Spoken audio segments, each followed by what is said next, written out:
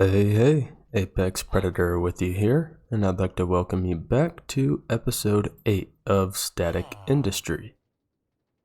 As you can see, in between the episodes I was hard at work and got ourselves a new boss crusher up and running.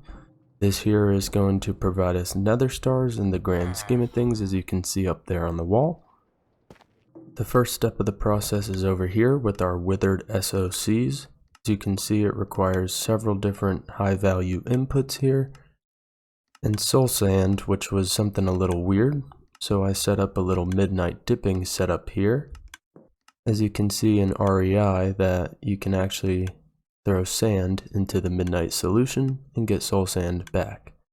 So kinda similar to our setup that we have for industrial TNT over in the EV room, we have right here for soul sand.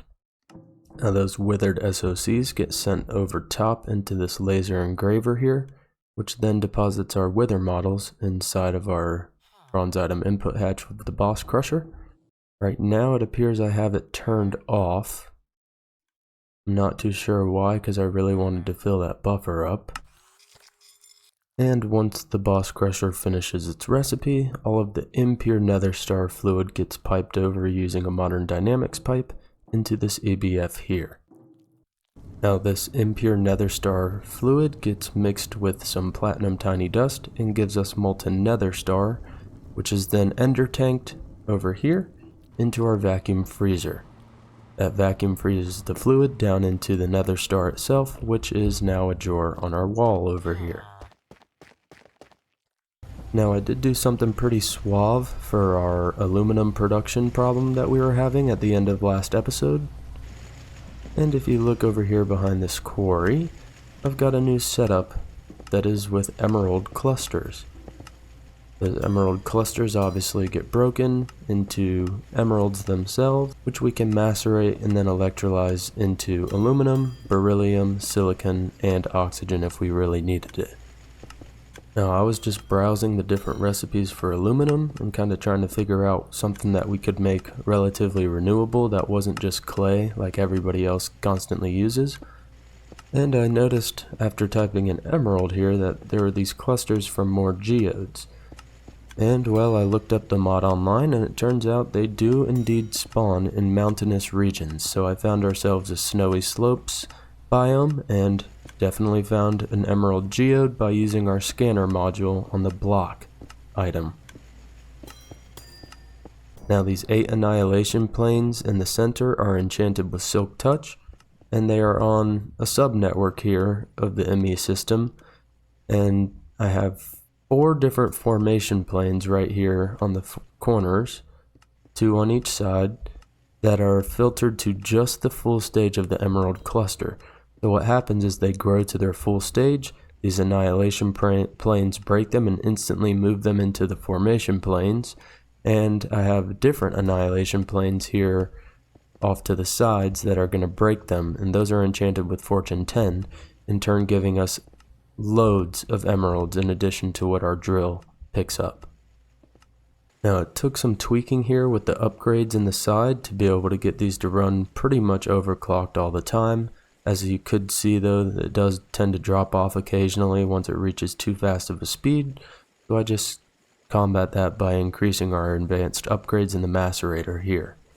For now though, our clay stockpile has been rising, though occasionally we have quite a big request, as I've been trying to fill these buffers here of large motors, large pumps, these processing units here, and of course those are then being used in our wither crusher over here. So we have quite a few different quirks going on around the base right now, but slowly but surely they are being worked out. Now one thing that we can do since we have nether stars is empty our blazing backpack here and give it a nice little upgrade. Here in the digital age we have the quest for the withered backpack, which just requires 4 nether stars and 4 blast-proof alloy plates. Now I don't have that part of the process fully automated yet, but we can take some ingots and just bring them over to a compressor. So we just throw everything into the crafting grid and we get our withered backpack. Now we need to remember to take the one off of our armor itself and swap all of our items over. This part always sucks.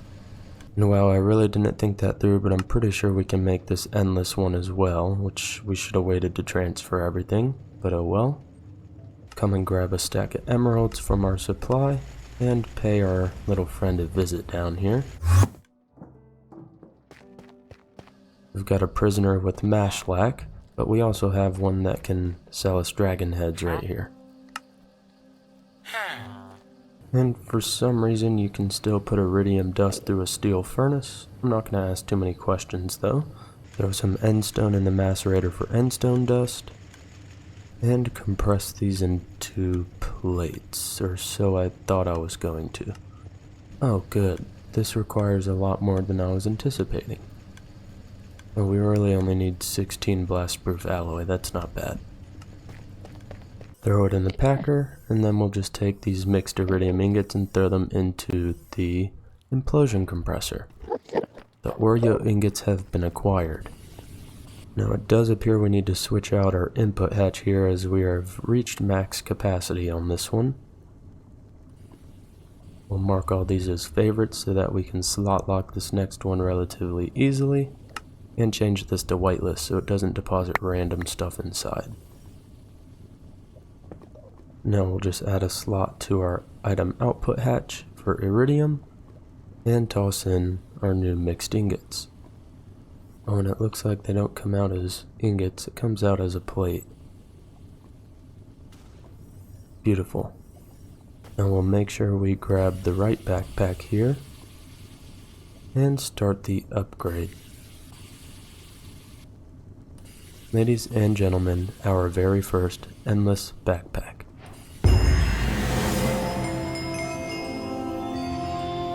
Now we can put this back on our back and carry on with business.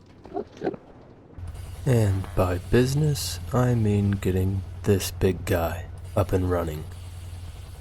I've spent a little bit of time in the last few days and went and made some titanium drills, which when used in the electric quarry allow you to get uranium and iridium ore.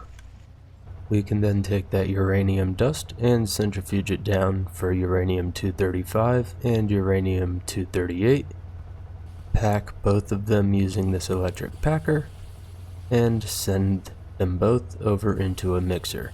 This in turn allows us to get LE uranium dust, which we then process down in the EBF and cut it up into some rods and combine with a few other items here to get our LE uranium fuel rod. Now we also have 4 centrifuges here that are centrifuging water into heavy water, and that heavy water gets sent into our pressurizer here, which then sends high pressure heavy water into several different fluid hatches.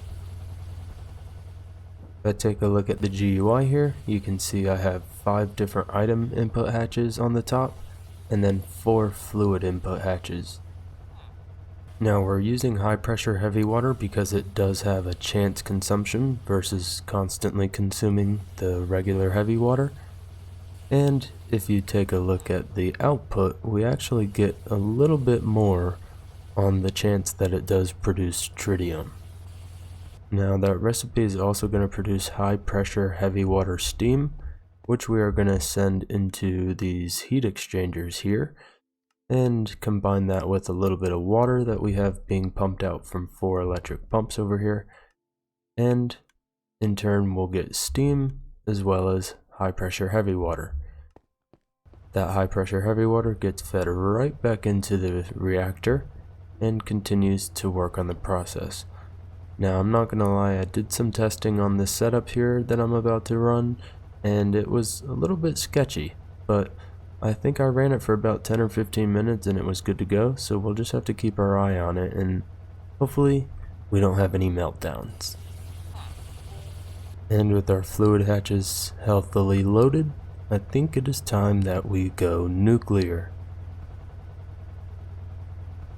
If we come down to the GUI, we can actually click this button here to look at various different stats of the different input hatches that we have here.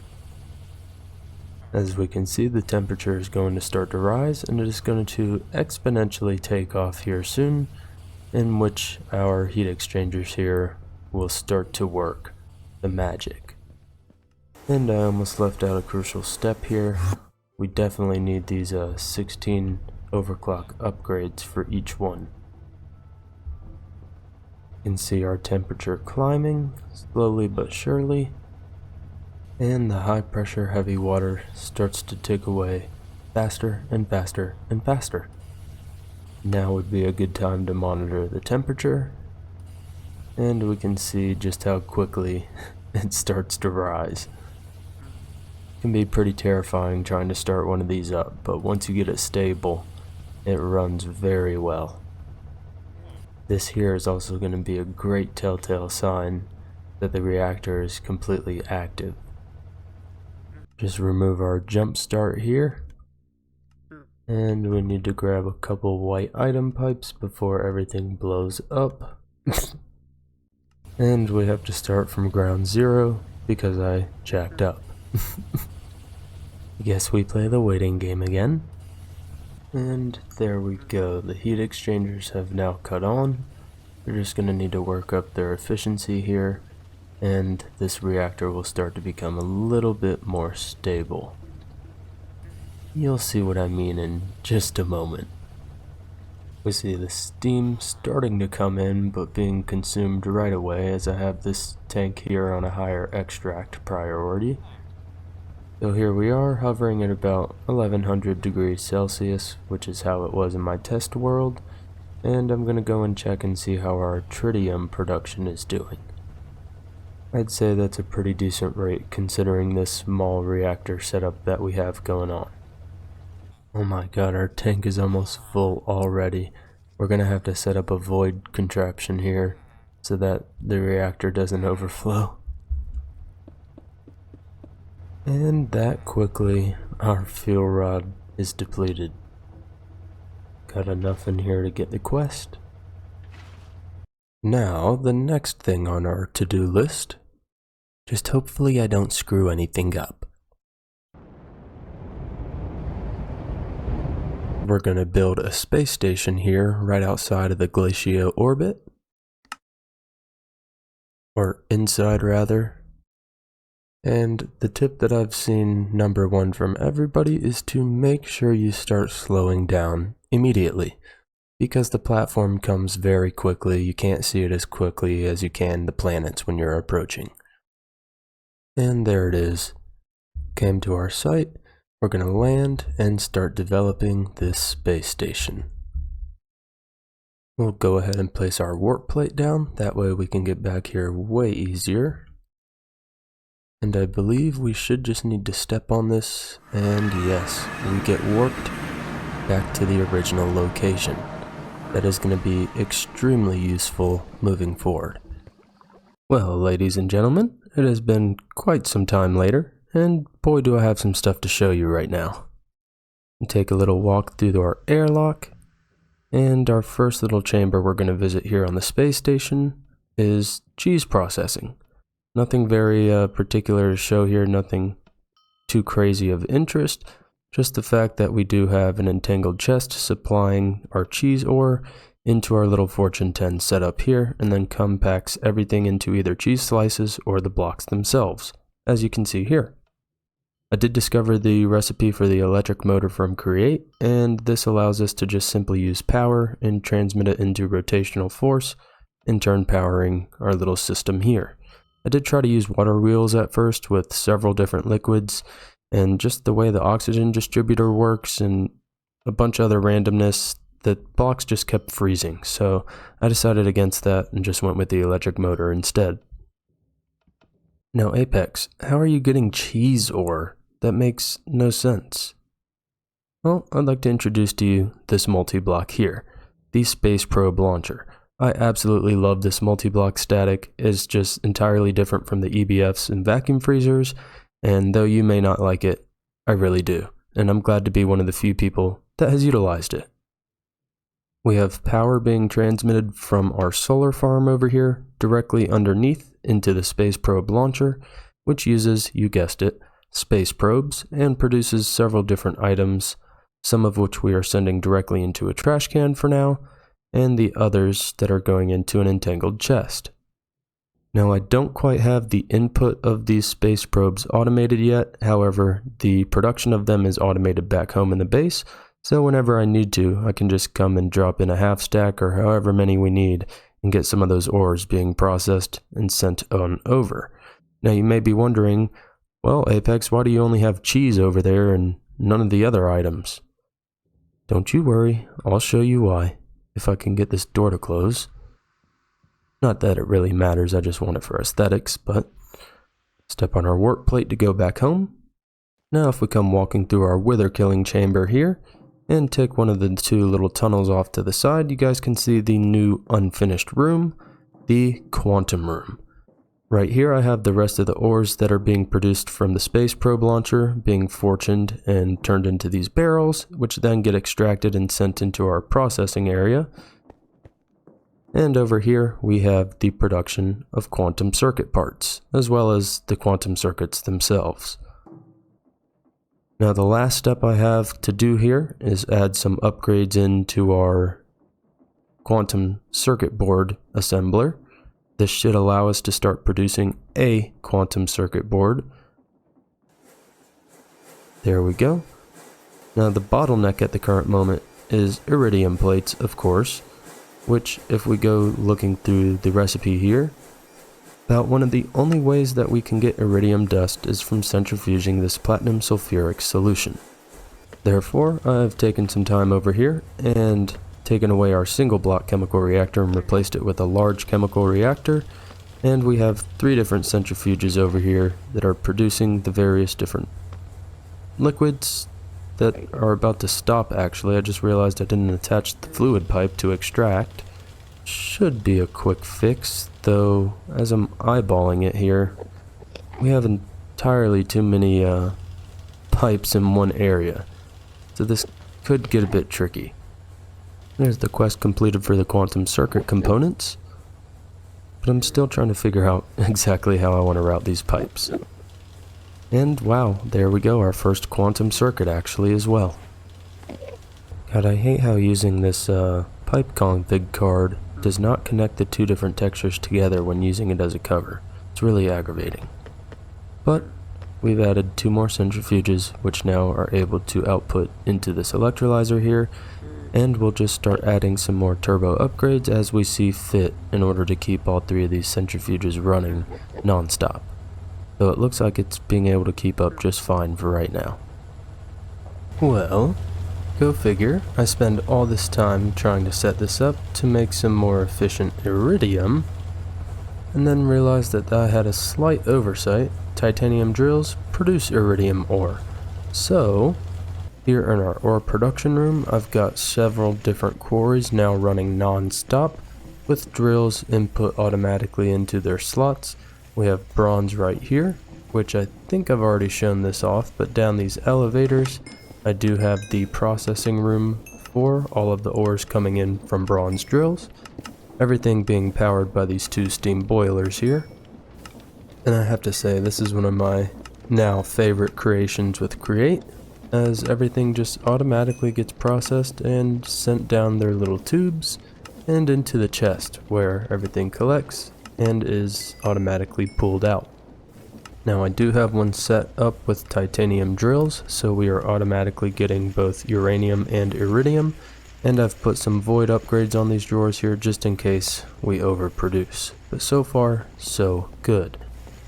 Here in our HVEV room, I also added a couple more machines here that both pack the iridium dust, smelt them into ingots, and make some chromium plates for these highly advanced machine casings and highly advanced machine hulls. All of that, long breath said, we can go here to our quantum room, where I've started setting up one of our more final machine hulls, the quantum. All I need to do here is enable the inputs and set up the drawer. We'll switch this over to blacklist now, and this should already be set. We just need to wait for one of the items to be made in here, the quantum machine hull, and we'll put that in the drawer. This is going to require a boatload of resources. The fun part about this stage of the game is you run into quite literally a million different bottlenecks. This one here looks like we're just not producing sand fast enough, which is strange. Although we do have a stockpile of TNT, why am I out of iridium plates right now? Aha, this right here is probably the culprit. We need some ostrum ingots. Why that's not being made currently? Let's check the rocket room. Oh, we have plenty of that. Looks like we just need to maybe enable extraction on the drawer, which we'll just have to break in here behind. And of course, that is definitely the culprit, like it usually is. Let's make sure we have all of these other drawers set properly as well. Now if we head back to our EV room, we should see this packer beginning to make what it needs to. Though I don't like the fact that I didn't set this slot correctly. It's a quick fix. We'll just go and put these back in the drawers and carry on with our business. Now slowly but surely we'll start to get these iridium plates in, which means we'll be able to get our first quantum machine casing as well as the first hull. We also look like we need some superconductor cables. I wonder what the holdup is here. Advanced pumps. See how you just start to chase the bottlenecks around? But I think that's half of the fun here. And it appears I have found the source of the bottlenecks. Everything here is running max efficiency, and we just simply cannot keep up. So that's where upgrades come in. And after upgrading this cobblestone generator here to a Mach 3, we should have a little bit better of a sand supply. That way our ITNT down here can actually be made at a good rate.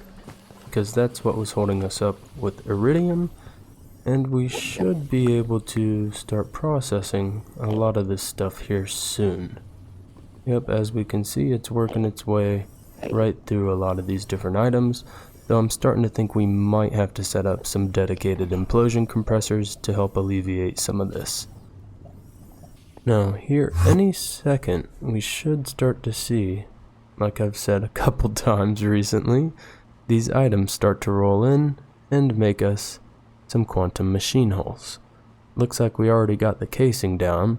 Now slowly but surely, as these advanced pumps start to roll in, we'll get the small heat exchangers, the cooling cells, back up our quantum circuits, and then finally the quantum hull. Just a little bit of patience here, while we wait for the factory to catch up.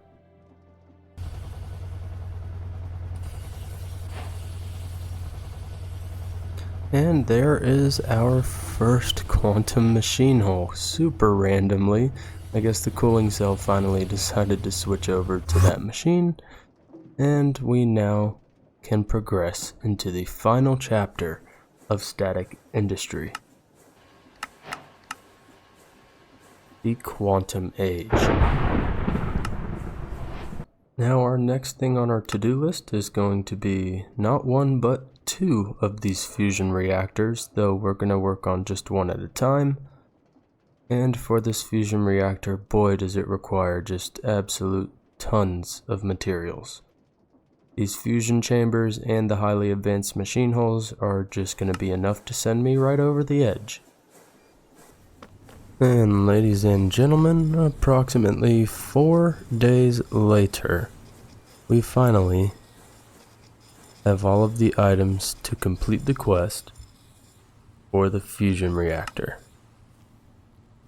What a perfect Christmas gift. Now I just need to finish setting it up.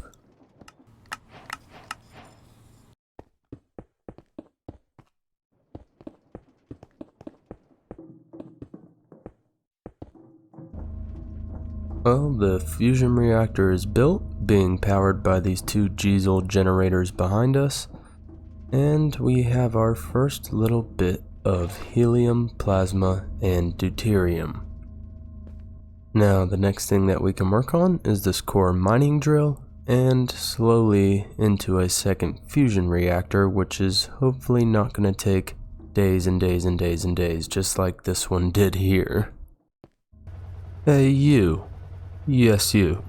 Gaze into my beautiful eyes, please. No, seriously. I figured I'd pop in and say, I just realized it's been, quite a few weeks since I uploaded another video, and I was trying to compress the last little bit we had into this one, which I really do think I'm gonna do, whether it's 40 minutes or an hour. But I figured I would pop in and show you just some of the different bottlenecks I've been trying to work out. It turns out our factory was not optimized at all, not even in the slightest. So I spent a lot of time adding several different buffers to a lot of the items that we ended up needing to run continuously in order to get up to this point, the one that you see right behind me. If you know what this is, you've definitely played this pack before. This multi-block right here is absolutely beautiful. I only think there's one more in this pack that is going to outdo that, and that is one of the last ones that we have to build, though we do have maybe 2, 3, or 4 more, and you'll see what those are here leading up in a minute. So I would say everything kind of starts out over here at this furnace wall here with our ore processing. I did end up upgrading pretty much all of these different ores to be void any extra, as you can see with the lava buckets here. And I did that because I finally started to run several of these drills. It looks like 5 out of the 6 continuously. Now I do have all of that ore being continuously processed, as you can see here. Nothing is backing up, and we are still getting ores as we speak. We can check the chests here, and mark my word, there should be not too much in here. I'm really hoping for no surprises, I'm gonna be honest with you. Yeah, it looks like nothing is really backing up so far, so that's always good. Now we do have everything, like I said, somewhat upgraded over here, but notably this copper furnace. This does have 32 advanced upgrades, which means this thing just absolutely spits out copper ingots when it is fully overclocked. You might not get to see that right now because everything is well stockpiled from this being on a server. But yeah, this overclock it gets up to is just nasty with how fast it makes these copper ingots. Another notable couple upgrades included these EBFs for aluminium, which as you can see I have about 24 turbo upgrades sitting in both of these, which means when it actually is at full efficiency, it is smelting fast. Luckily we have quite a bit of a backlog here now that I said everything is caught up, which brings me over to the main room that we had to tweak, our circuit room. Under here, these basic circuits, which are used in pretty much every circuit leading up to the EV and quantum age, as you can see here. These all get utilized within each other. They're all nested together. So we did add a buffer for all of these parts, that way this thing can run almost overclocked all the time. Over here at the electronic circuits, we had to add buffers for transistors and diodes, as these are also used in several different recipes throughout the rest of the pack. I say several, I guess this one is really just the circuits and op amps, but these op amps here are used in literally everything. From all of these gates, and then each one of these has their own individual uses, as you can see like this one with the arithmetic logic unit, the AND gate with the same thing, and okay, yeah, you get the point.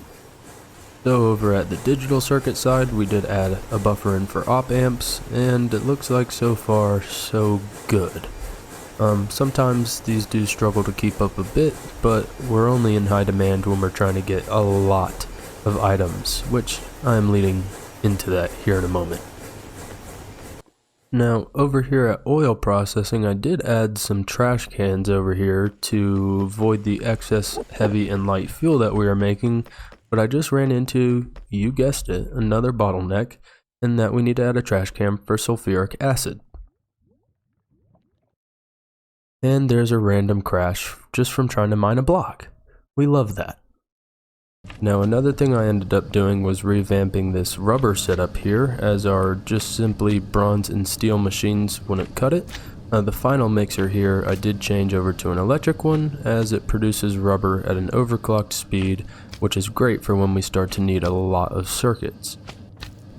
Our stainless steel production here got quite the upgrade, with 32 advanced upgrades in each EBF and a whopping 48 in the vacuum freezer. I redid our polytetrafluoroethylene setup here just to make it a little bit more symmetrical after removing the production of methane now that we have it automatically being made via our large distillery. And without getting too crazy with all of the other upgrades that I did, I bring you to probably what'll be one of our more final rooms, the fusion room, or the quantum room you could say.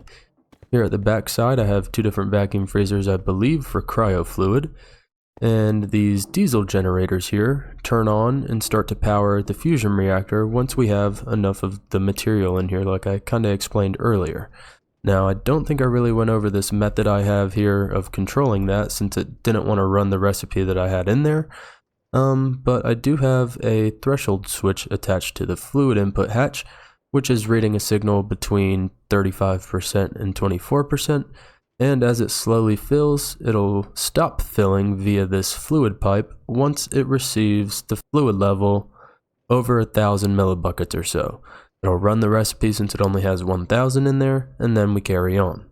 The problem I was having, it was only producing this helium, plasma, and hydrogen recipe instead of the deuterium that I wanted with it, since I am inputting both of these rather than 2,000 of the helium-3.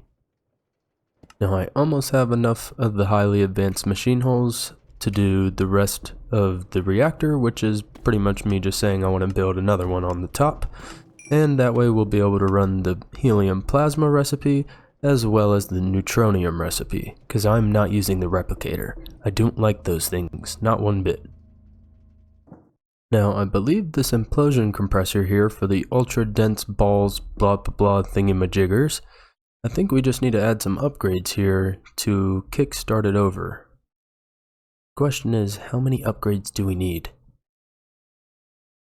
I want to say I read 384, so I'm kind of just doing little bits at a time until we get to that point. There we go. That is indeed the magic number, and we have our first recipe of ultra dense something balls, ultra dense metal balls, being made. Here soon we should see the quest roll in, and we can continue on with the next thing that I want to work on. Yes, just like I thought. Another quest in the quantum age completed. Well, ladies and gentlemen, it has been quite some time later, and as you can see, I've been at work again. I've added various tweaks around this factory to help us produce a lot more efficiently and quicker, including upgrades to some of our more core metals, and also, finally, getting our fusion reactors completed, and the last multi-block. The quasi-quantum singularity forge. Now I've just got a couple things I need to do before we can hook this up. First is going to be to grab ourselves a bucket of neutronium for the quest. And we can just go ahead and throw this right inside of our hatch over here. With the quest completed, we can now change this to extract, which should deposit all of our neutronium right here into the fluid input hatch. Oh, and I almost forgot, I needed to grab these last 2 casings here, which should complete the quest, I think. Maybe not. What are we missing? Seriously? You're really gonna make me take this thing apart? There we go. Quest completed. Now I can put this back together. And I believe with the final addition of this, our multi-block should be complete, though I might need to arrange where our hatches are. Yet for some reason, okay, you have to put the controller where it says in the ponder. It's kinda dumb. There we go, that's a much more happy multi-block. Now I just gotta reconfigure all of our pipes here and we should be set. Alright, now I believe with a plasma turbine freshly built, we should be able to throw in a bucket of helium plasma here. Gets that turbine fired up, and it should be powering our multi-block here. Now we just need to get the appropriate amount of nukes built up inside, and we'll have our first singularity. Okay, I forgot one other thing. I need a crap load of upgrades for this recipe. This is insane. And look at this just absolutely wonderful recipe for us here. This is going to suck. Now, approximately 2 hours later, I believe that was our last large pump we need to have a total of 64 highly advanced upgrades. Just gotta wait for it to finish crafting and we're throwing them right into the Singularity Forge. And I believe all we need to do is pop these in and we'll see the recipe immediately start processing. Ladies and gentlemen, our first Singularity is coming into the works. Oh, this is so exciting. Our first Singularity is complete. Pocket Black Hole. Look at this fancy bad boy right here. I'm so happy to finally have this in our hands. Now we just need like 511 more? Yeah, I'll see you guys in a little bit.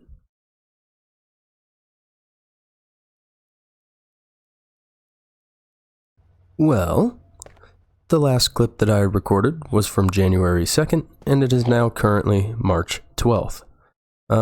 Work has been extremely busy for me recently, and we are on the tail end of this mod pack, which meant that we had some items to craft a lot of. That was going to take an extremely large amount of resources and processing power. But fear not, I have some good news for you guys, if I can walk the correct way.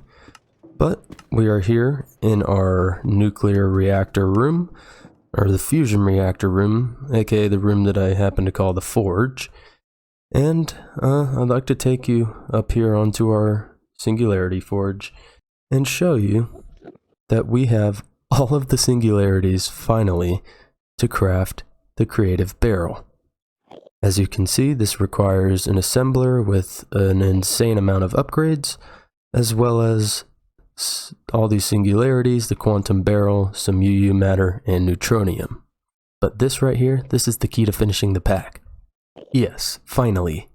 So one of the first things we need to do to be able to get enough energy to power the assembler for that craft is get this quantum upgrade. Now for this, we're going to need 32 highly advanced upgrades, 8 quantum circuits, 1 singularity, a quantum circuit board, and a tiny little bit of UU matter. No problem.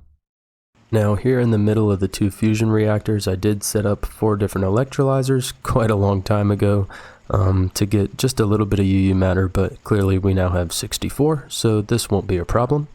This right here should complete a quest, Liquid Creative Mode, which they are exactly right. And now we're going to come in here and hijack one of these assemblers here. And this here should give us our first quantum upgrade, though it looks like it might take a little while. There we go. Our quest is now completed for our first quantum upgrade. Let's go ahead and take that out here. Time dilation. Now, in order to unlock the quest for the creative barrel, we are going to have to at least make the replicator. So let us grab one more quantum upgrade. Thank you. And we'll go ahead and drag this recipe over and throw in the items that we need. That consists of a quantum machine hull, 2 quantum upgrades, and some quantum circuits. Wow, and talk about recipes that are going to take forever, because, yeah, this one sucks. Well, I guess we'll be here for another 10, 15, 20, 30 days. I'm just kidding. Well, here in a minute, yep, just like that, we now have the replicator, which is pretty ironic that we even had to craft this, considering we're not even going to use it. But we do have access to legal duping if we want. But if you want a true challenge, I really suggest trying to complete this pack without using the replicator, because boy, that is the real reason it took another 2 months for me to record another clip. I've been going crazy around this base, optimizing all sorts of machines and parts processing, and man, it just feels so nice to know that we finally are at the point of crafting the stupid machine that we're not even going to use, and I guess you could say I'm a true psychopath for this one. Anyways, let's carry on. Now we do need to make one more quantum upgrade to actually put in our new assembler, which should be easy enough. I believe I have all the parts right here. There we go. And this assembler that I speak of, I did end up placing here in our forge room. Just at the very bottom, it supplied power via that helium plasma turbine. So we'll throw this quantum upgrade in and all of our necessary ingredients. First, we need a steel tank worth of UU matter and also a steel tank worth of neutronium, which doesn't look like we have enough quite in the hatch. But if we take from this input hatch over here, we should be able to fill the tank. And come back over, drop in our fluids, and we should start crafting our creative barrel. Now this thing here is the key to completing the pack for good. Just watch. If you don't believe me, you'll see.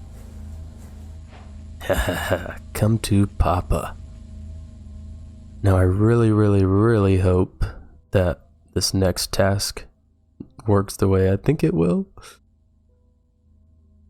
Yes, infinite singularities. This makes this so much easier. 5, 6, 7, 8. Our next item to craft is going to be the creative tank, which requires a hull, 2 quantum circuits, a titanium tank, 1 singularity, 16 plates, and 8 large pumps from our HV/EV room. This here should give us the quantum tank that we need, which we will then combine with some more UU matter and some more neutronium, which should give us the creative tank. Thank you. And we can take a bucket of neutronium, drop that inside to get infinite neutronium, which then we can just grab a steel tank worth and drop that inside with our superconductor storage unit, which will get us the creative storage unit. And for the final creative piece, we need the creative motor. Now I do need to make another plasma turbine, however it doesn't look too terribly painful. And last but not least, while that crafts, we'll start to get everything ready for the last few things. Now, after some short microcrafting later, we can finally start working on the final quests. First the Infinity Sword, or I guess the Annihilation Operator. Okay, now for all of the Infinity pieces of gear.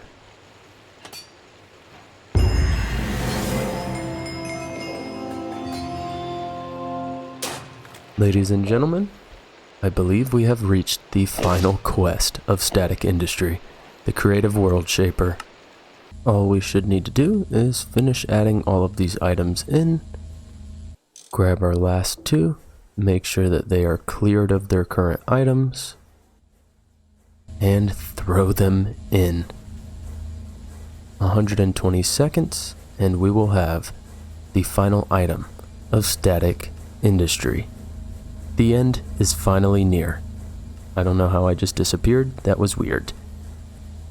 Bada boom, bada bing. We have the final item, and it is now safe to say we have finished the mod pack without the replicator. How incredible is this? Now, we might be a psychopath for not using the replicator, however, I thought that was a pretty good challenge considering I came off of the CregTech New Horizons pack, and though this is not even close to comparing the two, it was a very nice challenge. So if you're looking for a challenge, especially in this mod pack, I highly suggest you figure out a way to go replicator-less. I do apologize that it took so long for me to finish this pack, but I did state from the beginning that I was not going to be rushing. I was going to take my time and simply enjoy it. Now Statech, I'd really like to thank you. You did an incredible job creating this mod pack here. This is the closest thing I could have gotten to CregTech New Horizons without losing my mind playing that pack itself. You guys can look forward to a video coming in the future. I'm going to do a little base overview, as well as just a little review of the mod pack itself. We're back here in our room where it all began, And I think we're gonna bring this episode to a close. So, thank you guys for watching. Really hope you enjoyed it. And I guess we'll have to figure out together what Apex Predator is gonna dive into next. See you guys next time.